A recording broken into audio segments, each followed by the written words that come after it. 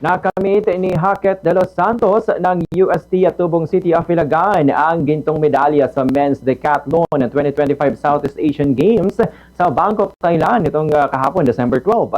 Umabot siya sa 6,917 points.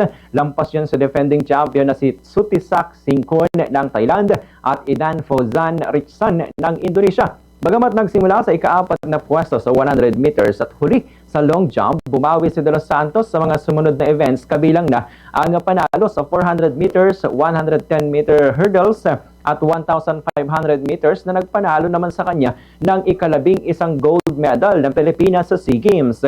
Kinaharap naman ni De Los Santos sa matinding strain at iba pang hamon sa kanyang training bago ang kompetisyon, kabilang ang limitadong oras para sa kompletong practice at ang pangangailangang i-adjust ang kanyang regimen upang maiwasan ang mga karagdagang pang-injury sa katawan. Dahil dito, hindi niya nagawang ilang aspeto ng regular na training na kadalasan ay nakatutok sa endurance sa jumps, ngunit sa kabila nito, nagpakitang gila siya sa mga critical na events at pinatunayan ang kanyang determinasyon at resilience.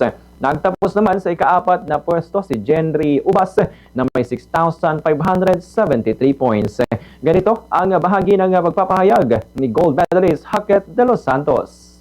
Yung experience okay, pero yung preparation namin months before SEA Games.